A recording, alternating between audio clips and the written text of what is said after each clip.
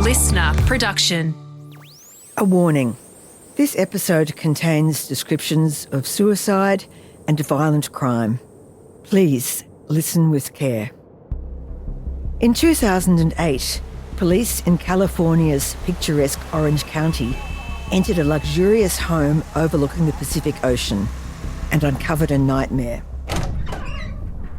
I arrived at the location not knowing how many individuals were actually inside the house. Inside were 5 decomposed bodies from 3 generations of the same family. A mother, father, twin daughters, and their grandmother, all dressed in black. We don't know if there are 5 victims to murder, if it was a murder-suicide. The twins lay together on a bed, their grandmother on a chaise longue. And in a walk-in closet, the parents, with 2 handguns nearby. Technically, the manner of death as it stood was going to be 4 suicides and 1 homicide. There was no note, no apparent motive, no financial or medical troubles. Years and years later, kind of still haunts us. I mean, it's been 17 years. Outwardly, the family seemed completely normal until they were suddenly gone. What is just so alarming is the number of individuals that were involved in this. In this episode, you'll hear from the crime scene investigator called in to examine the house. There was only one photo, a religious figure dressed in all black with a gold cross. They were either dressed in all black because they were preparing for burial, or it was part of some religious aspect. My name's Liz Porter. I'm a journalist, true crime author, and forensic science obsessive.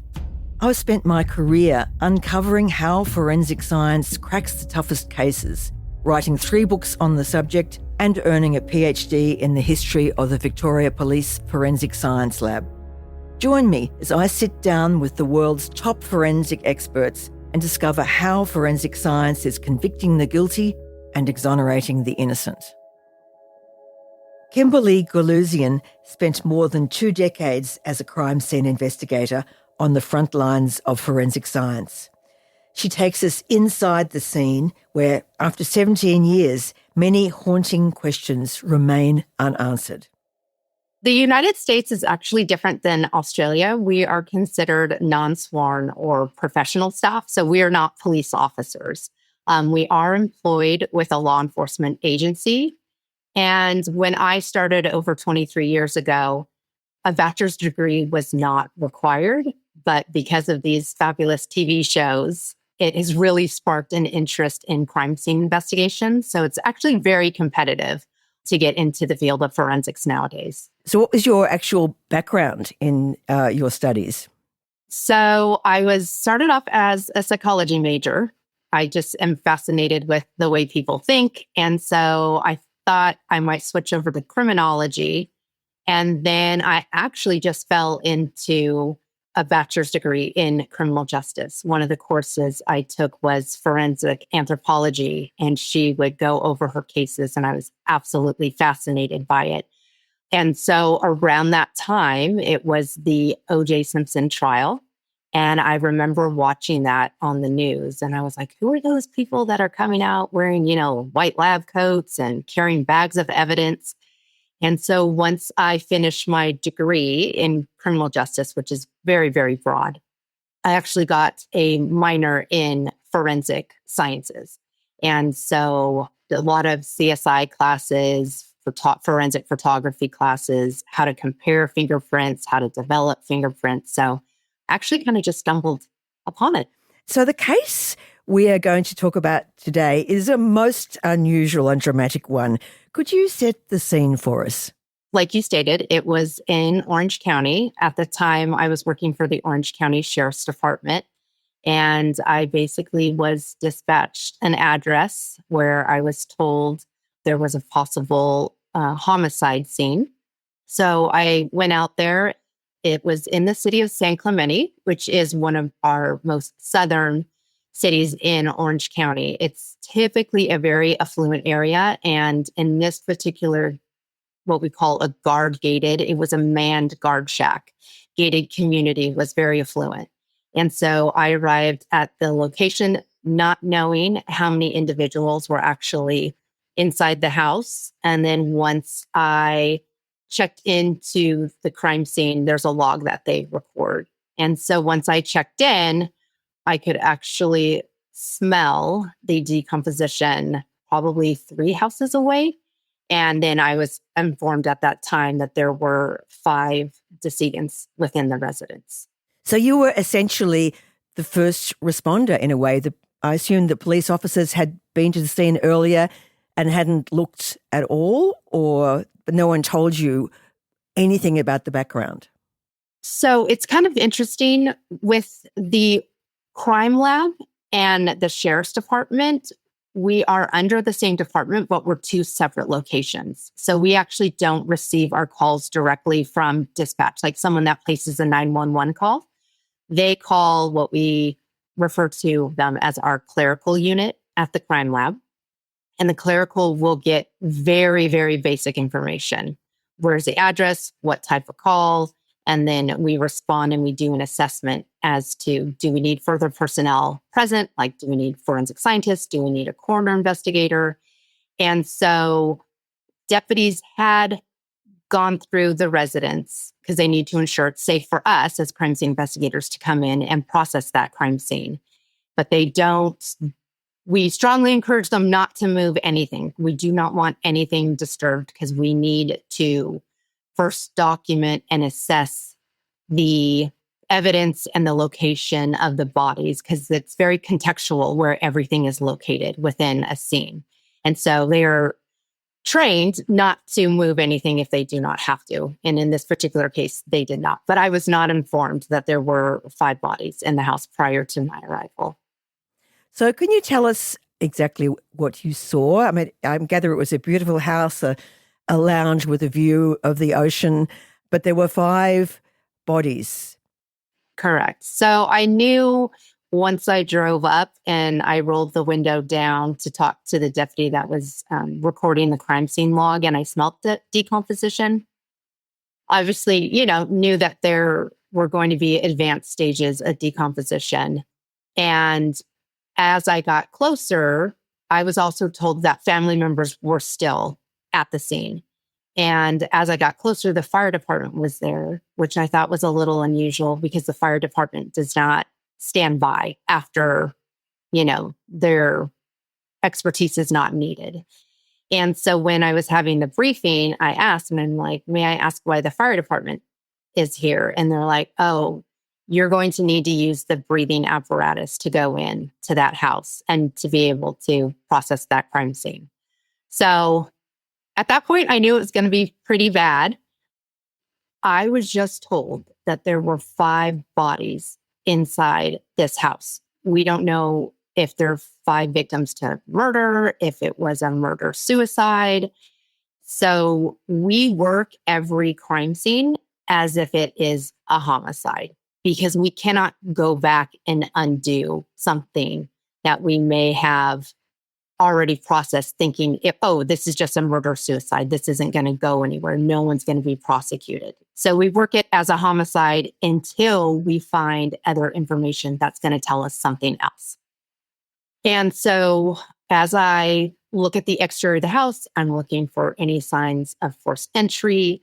I am looking for any potential physical evidence. And so that could be any dust disturbance to exterior windows. I'm looking for possible latent fingerprints or visible fingerprints. And then I will gradually work my way inside the house. And what's very important is that we don't just focus merely on the room in which the decedents were located. We need to look at the entire house or the entire scene, because a lack of what we call evidence is evidence in itself. So if there's no signs of struggle, if there's no signs of forced entry, then we have to look at, well, was there a key hidden somewhere? Or did someone just knock on the door and then force their way in. So all of these possible scenarios are playing in the back of my mind. And then I will document the entire house. I'm looking through trash cans. I mean, it sounds odd, but I'm opening up the toilet seat, lid to see if there's anything, present.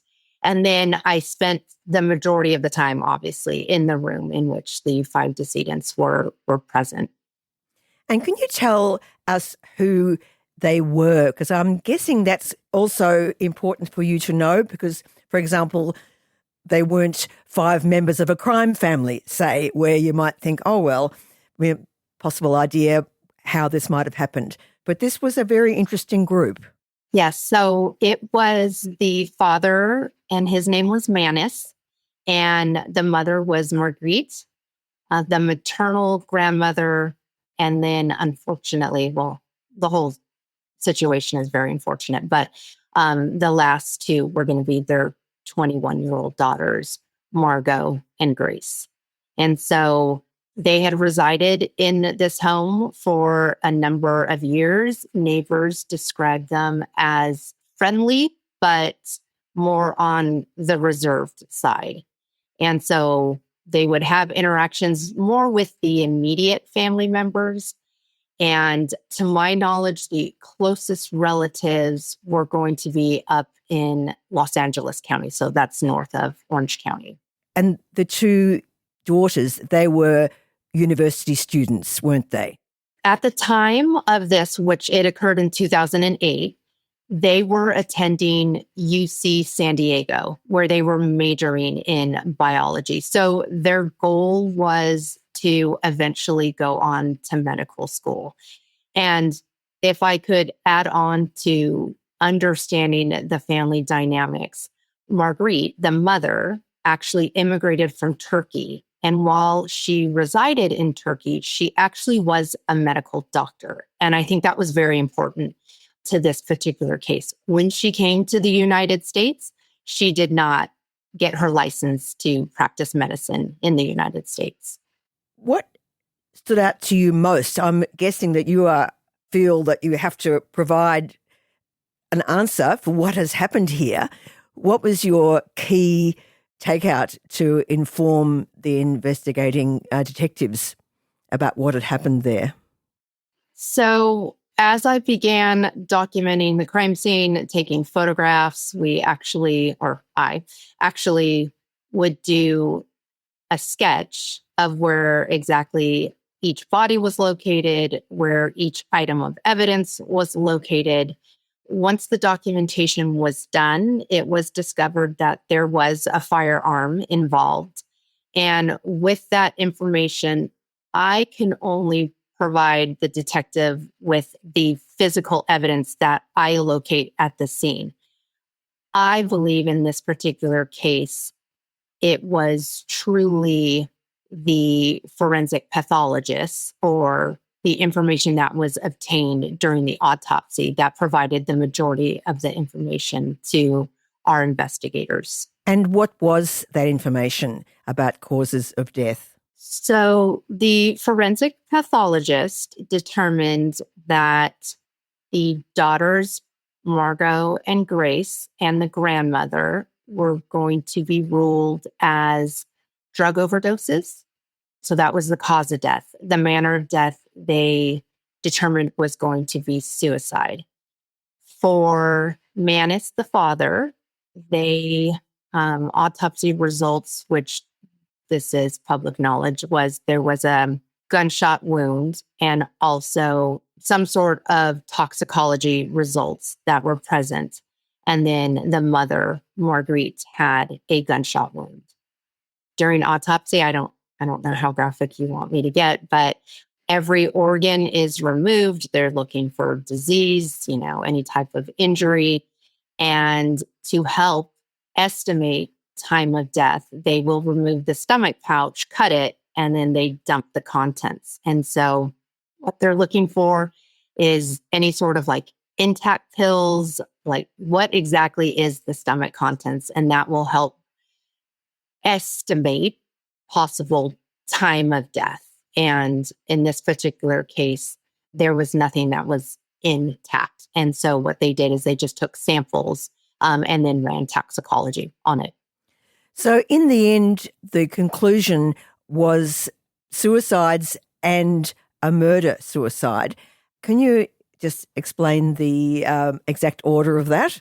I don't make the ruling of what it is. That's typically the investigators, the handling investigators, in conjunction with what we find at the crime scene, the physical evidence that's at the crime scene, and also toxicology reports, autopsy reports.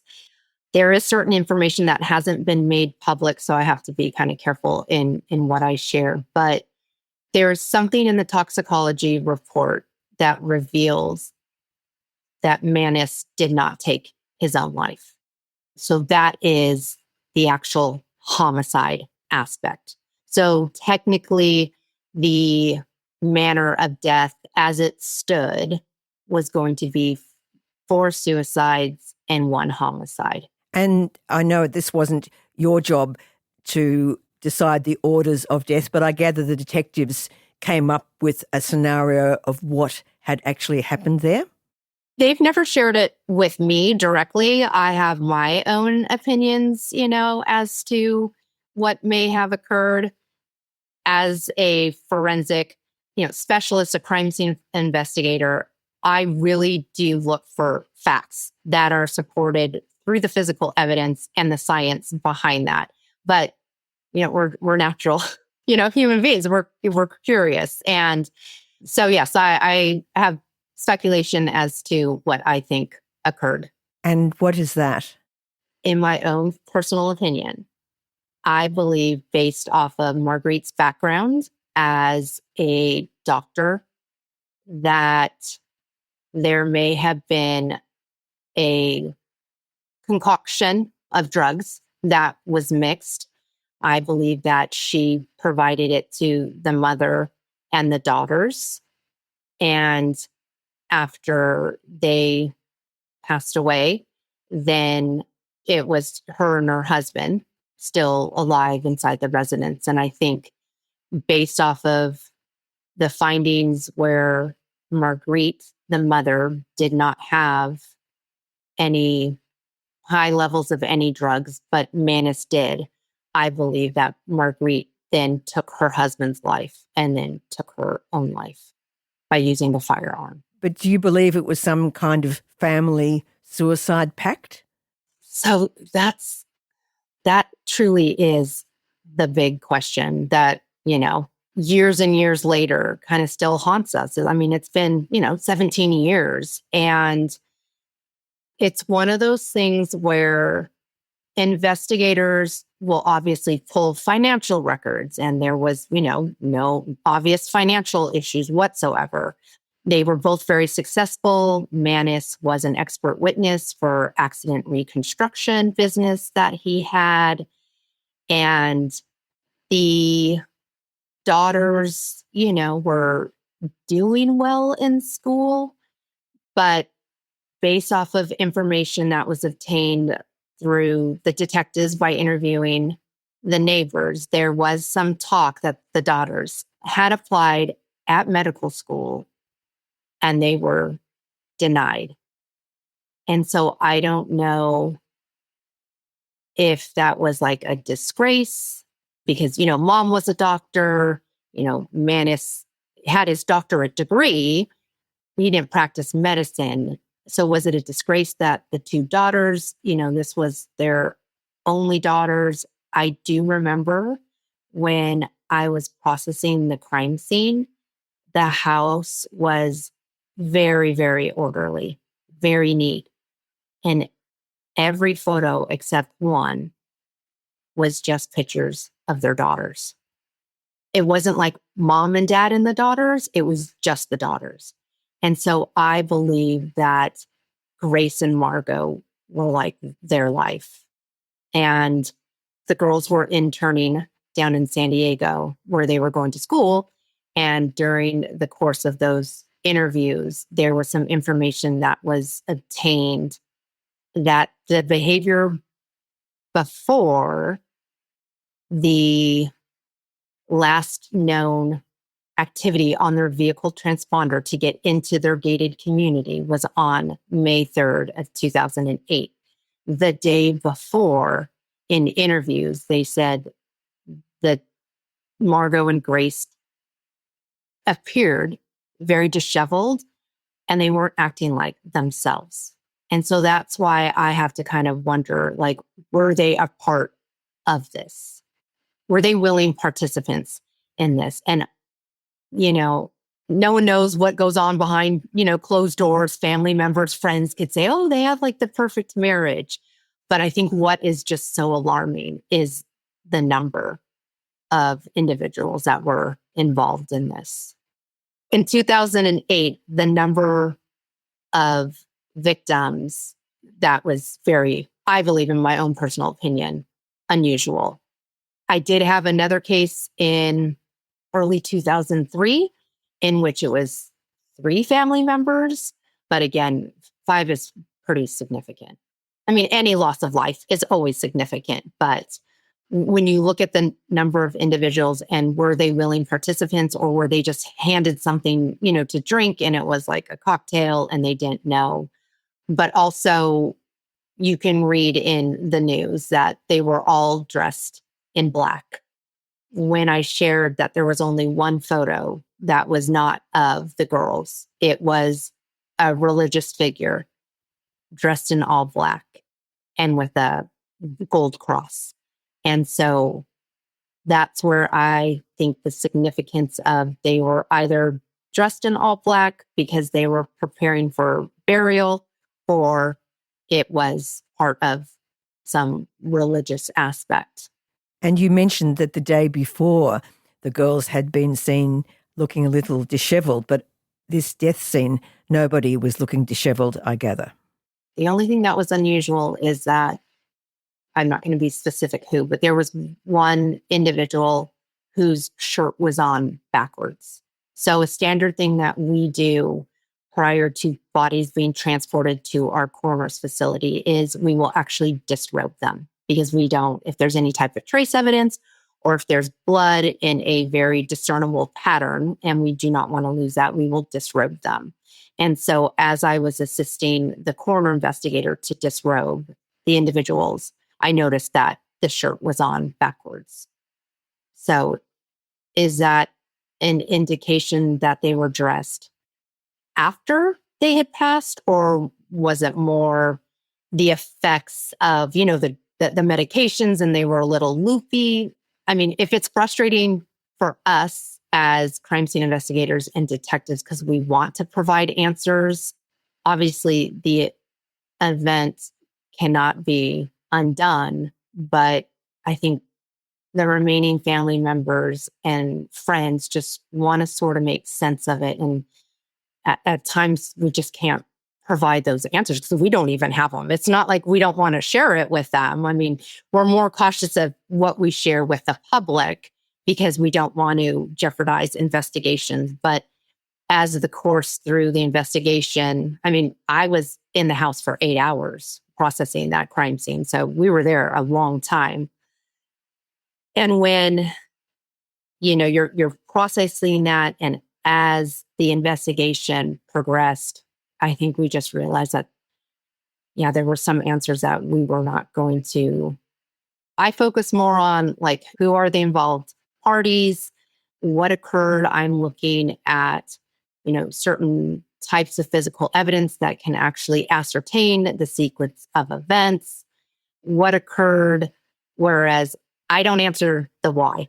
That's more motive. Detectives try to kind of figure that out. I'm very curious, and that's why probably I was interested in psychology originally. But yeah, every once in a while, I train law enforcement and I present this case and they're like, so what happened? And I'm like, we don't know. And sometimes we don't get the answers. So yeah, it's very unfortunate. And how difficult was it to interpret the scene given the state of decomposition of the bodies?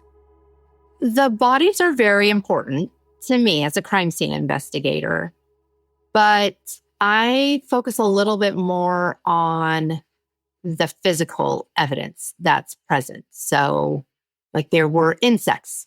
And so that is very important for us to collect any type of, say, a thing that I will typically do is what we call fingernail scrapings or clippings. And so if there is a struggle and someone's like scratching an individual, we can determine possibly if there's DNA underneath that individual's fingernails. So I will say that the advanced stages of decomposition did hinder the investigation to a certain degree.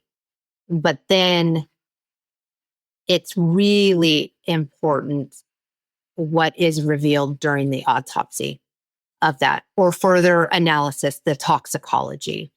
So it didn't hinder my portion of the investigation as much as I believe it definitely affected the forensic pathologist to not be able to determine like a final determination of time of death. It was just this very broad window. And truly, it wasn't based off of the bodies. It was the totality of all the information, the physical evidence that was there, the insects, the condition of the bodies. When was the last time the neighbors talked to them? When was the last time the vehicle transponders, they had gone through the gate? When was the last time the family members, spoke to their loved ones? So they take all that information and kind of be able to hopefully narrow down a range in which the crime occurred. I gather that also the forensic examination of the laptops was helpful. Yes. So that is done by our homicide investigators. And what was shared with me is that they will do like a word search. And I mean, they put in suicide, they put in homicide, they put in all these keywords and nothing popped up. There was no suicide note. In the interviews that they conducted, no one had ever mentioned anything, even though Margot and Grace's behavior was a little off. Those that they interned with were like, we would have never suspected this would occur. And so that was the purpose of laptops, looking also, I'm guessing, the family's financial situation, just in case they had suffered some kind of crushing blow. Yeah, they can look at credit history, but they are looking, because I've had it before where I've gone to a crime scene and there's no note. And what I'll do is if there's a laptop there, I have to be very careful. But I recall one specifically where I just tapped it to wake up the screen. And on the screen, it was basically a website that talks about the least painful way to take your own life. And that is important because at least I hate to use the word research, but there was some time spent looking into this. And so it kind of helps us look into the mind of our victim. We look at victimology too. And, do they have a history of depression? And so all of that was, evaluated in the Usar family case. But nothing was found that was of any help. Correct. Yeah, absolutely nothing. And both the daughters were ruled suicides by what they call acute polypharmacy intoxication, which I assume means taking lots of drugs at once. Was there anything there that helped elucidate intent or coercion? I don't believe so. And there was nothing discussed. I would imagine something that the forensic pathologist, and again, this is outside my expertise, but, I've been to plenty of autopsies. They're going to look for any sort of trauma. Unfortunately, the stage of decomposition for the bodies, you would not be able to see bruising.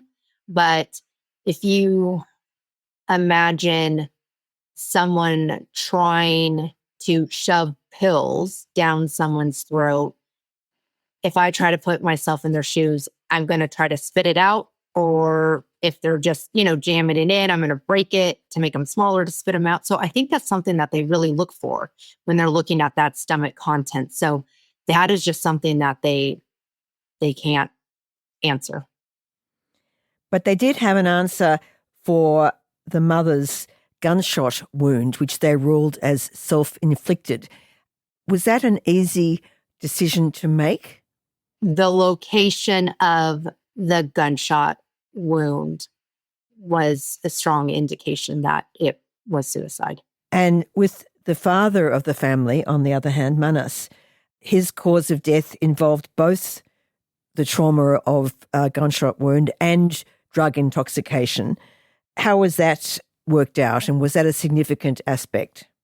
So I never spoke directly with the forensic pathologist about that, but my understanding is due to the toxicology report, the levels of drugs would render him incapable of doing certain actions. And also, this isn't public knowledge, so I will not share where the actual location of the gunshot wound was. But what they do is they looked at the trajectory, so that's the bullet, path, and they will look at the angle. And so is it, what we call like front to back, in an upward direction. And so they look at all of that and basically made that determination that he would not be able to shoot himself. The conclusion that the mother, Margaret, shot her husband before killing herself, was that a question of kind of logical order, that she had to have been the last person standing? In my opinion, yes. I do not believe that there is any definitive evidence that would support that. It's more just, again, looking at the totality of Margaret's background as a doctor and the toxicology from Manis, the father. Yes, I believe that's how they arrived to that conclusion. And again, the timeline, the final decider of that timeline was the transponder date, wasn't it? Yes, correct. So the last time family members spoke with their loved ones was early May. May 3rd is the last time the vehicle transponder was activated going in to the community. It never left the community. All the vehicles were in the driveway. We also, it sounds odd, but we will look at mail.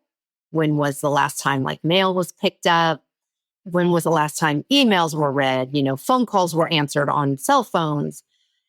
The neighbors had last spoken to the family approximately, they estimated maybe 3 weeks, maybe up to a month prior to that. But again, that wasn't unusual. They were friendly, but it wasn't like, they were having weekend barbecues with their neighbors. And so the transponder said May 3rd. They look at when the girls called in to sick at their internship site, and they basically determined May 3rd was the last time anyone had contact or any sort of communication with the family. Now, it was also determined that the suicides of the daughters were voluntary and not coerced. How did investigators come to that conclusion? I was wondering whether their bodies were still in a good enough condition to be able to tell bruising and all that 3 weeks on. I'm guessing they would have been. If there were any signs of struggle, so things that I'm looking for is, where are the bodies? And let's just say, I don't know if you have any siblings, but if you used to wrestle with your siblings or friends and they're dragging you and you stop, usually your clothes, if you're on your back, are bunched up, scrunched up, whatever term you want to use.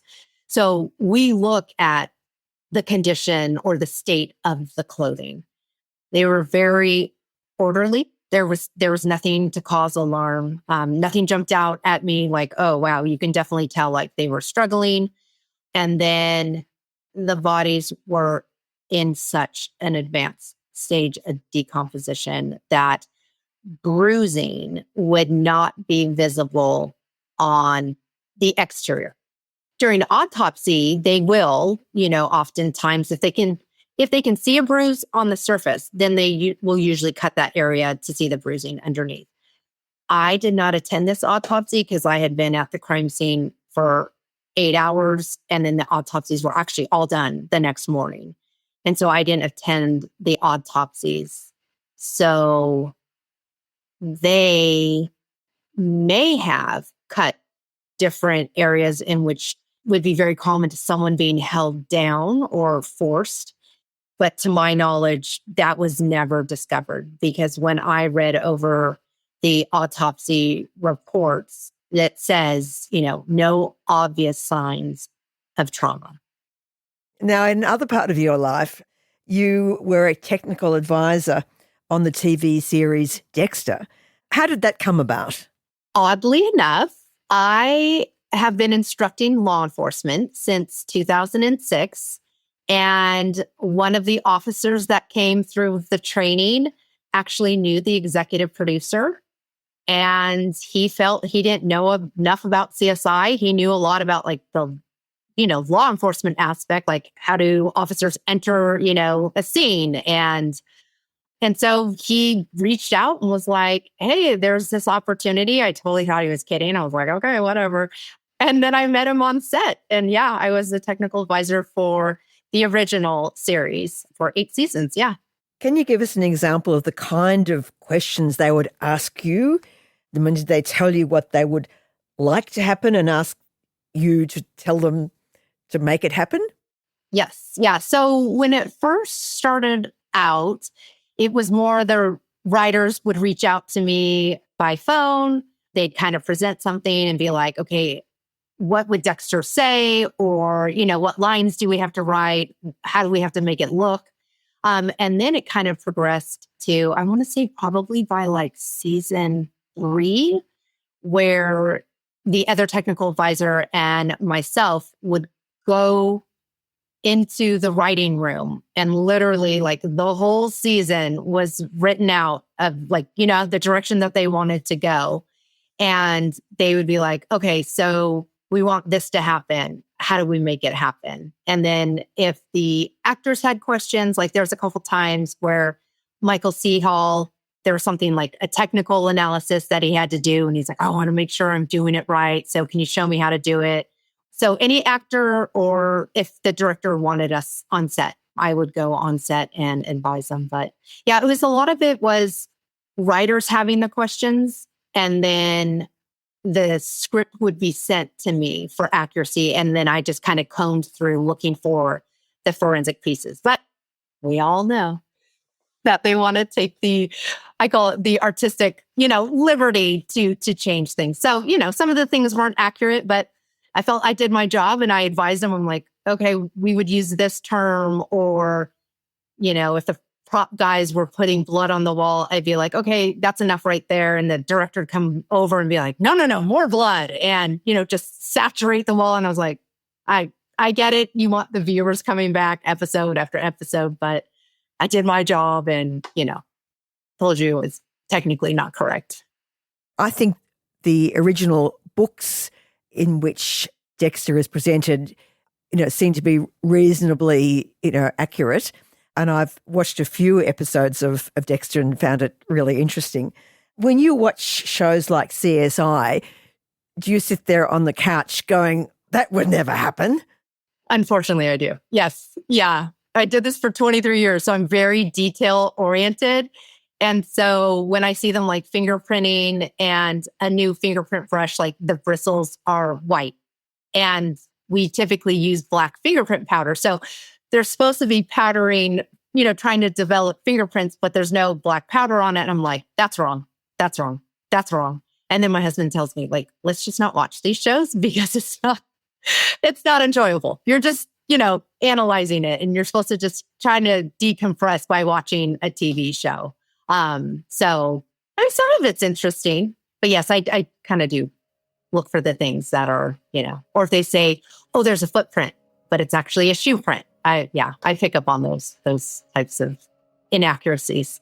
Oh, Kimberlee, it's been so interesting. Thank you so much for joining us from the other side of the world.